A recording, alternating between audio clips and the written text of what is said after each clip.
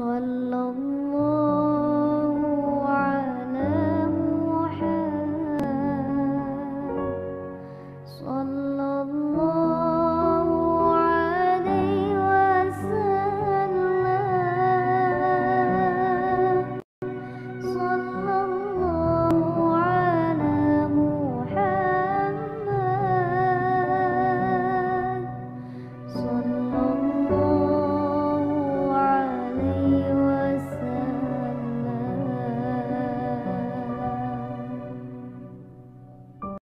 Jadi hubungan antara akidah, kemudian ibadah, kemudian muamalah, kemudian akhlak.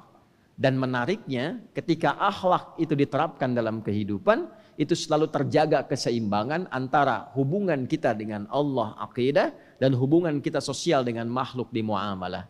Kita sholat pakai akhlak. Ya, jangan dikira mendengar panggilan azan itu kan konfirmasi iman tuh. Quran surah ke-8 ayat kedua. Innamal mu'minuna alladzina idza dzukirallahu wajilat qulubuhum. Sungguh ciri orang beriman itu akan dikonfirmasi jika disebutkan nama Allah, ada konfirmasi getaran dalam hatinya. Kapan kita mendengar nama Allah itu? Dikonfirmasi setiap pergantian waktu dalam sehari. Kita bangun tidur kan awal waktunya subuh tuh. Was-subhi idza tanaffas.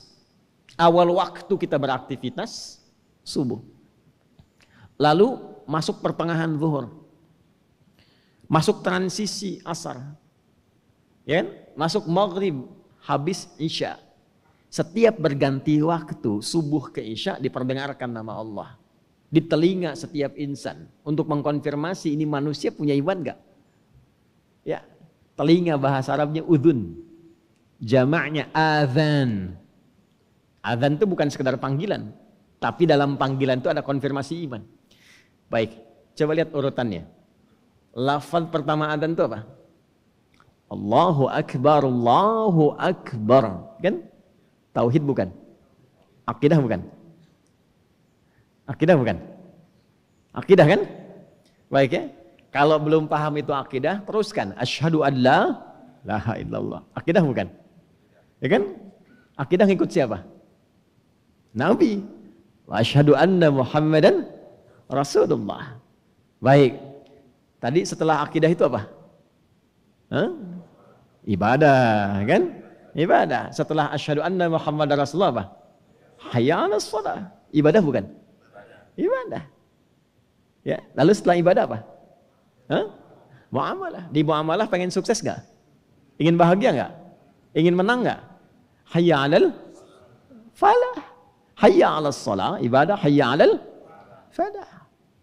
Sadar kita setelah itu sukses, nyaman, enak, sebut lagi nama Allah sebagai akhlak.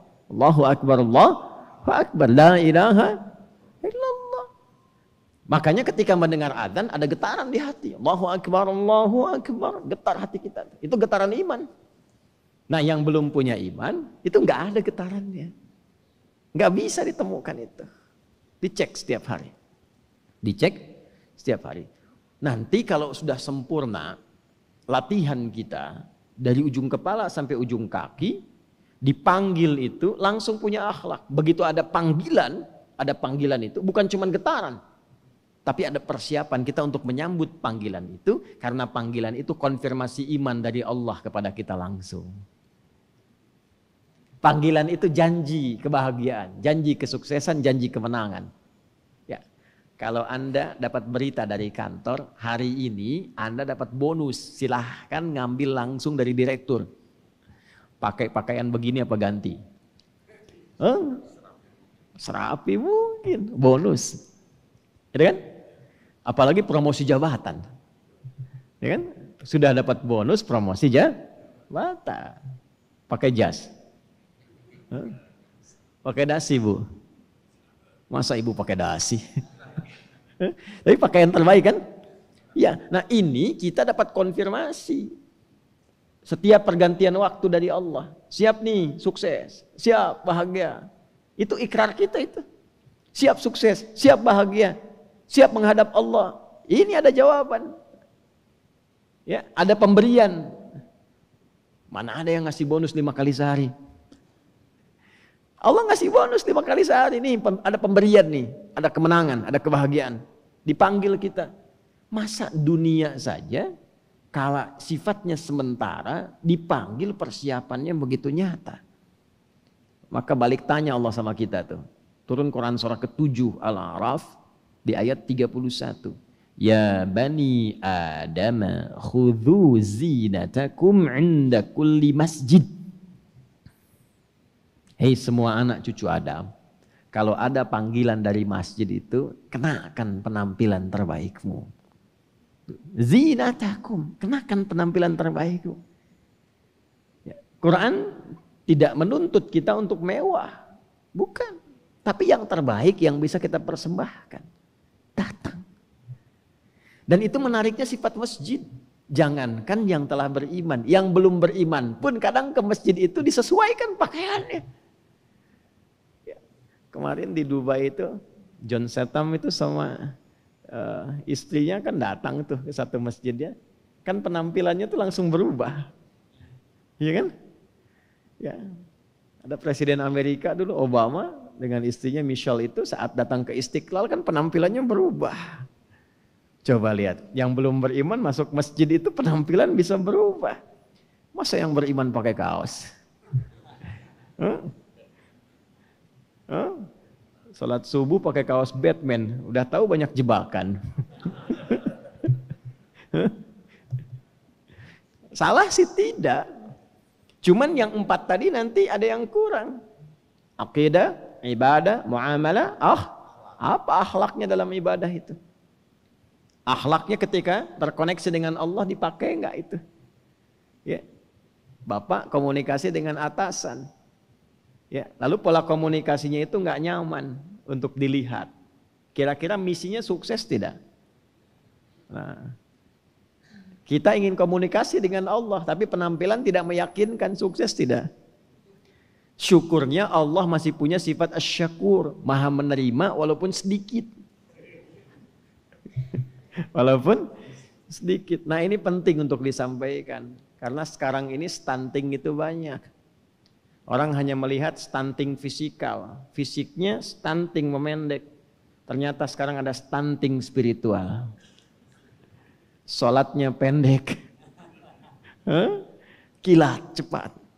Stunting intelektual. Pikirannya pendek. Stunting moral. Perilakunya pendek.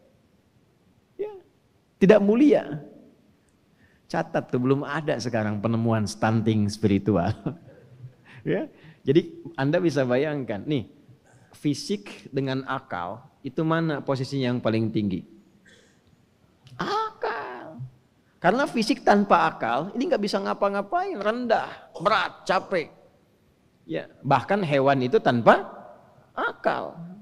Karena itu banyak dikerjai. Ya. Monyet lagi aktif dikandangin, ya. Singa sebuas-buasnya dikandangin tuh, karena nggak ada akal, kalah sama yang berakal. Burung terbang aja bisa ditangkap, pakai apa? Pakai akal. Ya, dan akal itu yang memudahkan pekerjaan fisik. Semakin kuat akalnya, semakin ringan fisiknya. Ilmu itu kalau semakin tinggi, kerjaannya jadi ringan, tapi pendapatan makin banyak. Ketika pendapat semakin baik, pendapatan semakin banyak. Kan gitu rumus intelektualnya kan. Nah, jadi kalau sekarang ada gerakan stunting itu mesti diperhatikan dan mesti diberikan solusinya pada aspek fisik, maka stunting intelektual itu harus lebih perhatiannya dibandingkan dengan fisik. Nah, ada yang lebih tinggi dari intelektual, namanya spiritual. Karena spiritual ini menghasilkan moral. Jadi kalau cuma pintar tapi moralnya rusak, maka kepintarannya pun tidak akan membawa maslahat. Ya, maaf. Orang yang rendah intelektual, ada yang menyebutnya dengan bodoh misalnya, dengan orang pintar. Tapi moralnya berbeda, pilih mana? Orang yang bodoh tapi baik, atau orang yang pintar tapi jahat? Sudah, jangan pilih yang ketiga dulu. Kita kan sedang memperbandingkan dua hal ini. Ya. Walaupun tidak sampai apple to apple perbandingan ini, tapi dari aspek nilainya itu serupa. Aspek nilainya serupa. Ya. Bagaimana kita bisa melihat sisi nilainya? Pak, Ibu, orang bodoh tapi baik itu, kalaupun berbuat salah, salahnya muncul dengan kebodohannya. Jadi dampaknya, daya rusaknya itu nggak terlalu besar karena bodoh. Itu. Tapi kalau pintar dan dia jahat, itu merusaknya pasti berat. Karena pintar, kepintarannya digunakan untuk menipu. Ya. Ada orang bodoh mau nyuri motor, tapi nggak tahu caranya.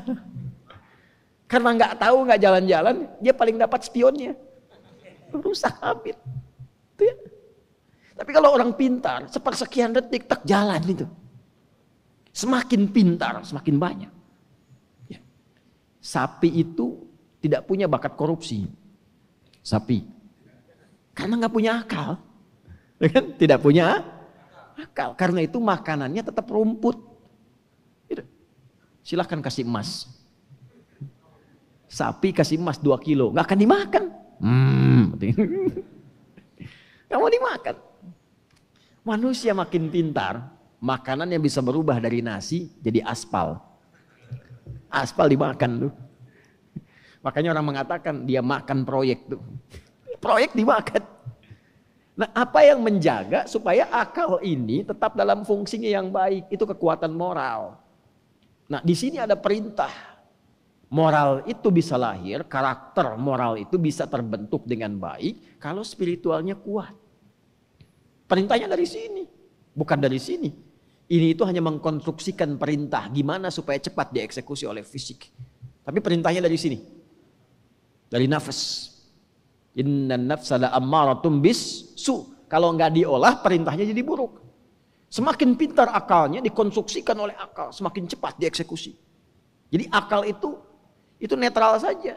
Semakin ilmu banyak, semakin mudah mengkonstruksikan bagaimana yang dilakukan dengan cepat, bagaimana sistematis. Tapi perintahnya dari sini. Kalau dia baik, maka semua kebaikan itu akan cepat, tuntas dan sempurna dilakukan.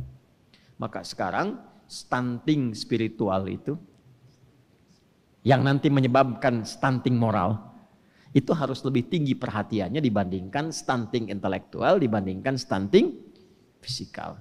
Bikin status tuh. Belum ada kan?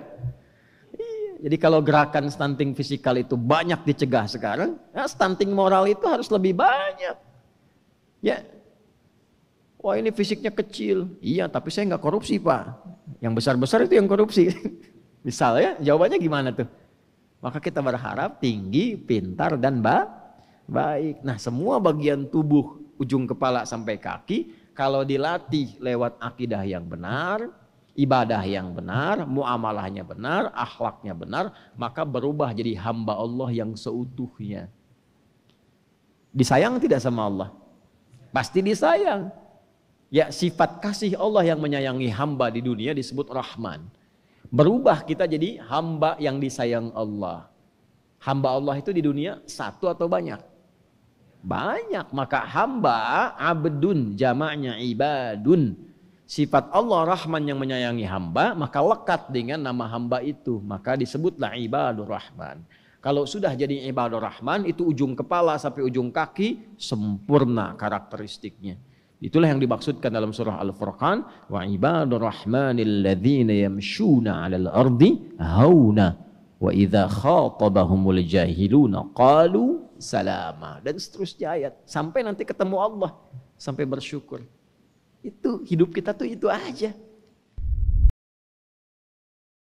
Sallallahu ala Muhammad.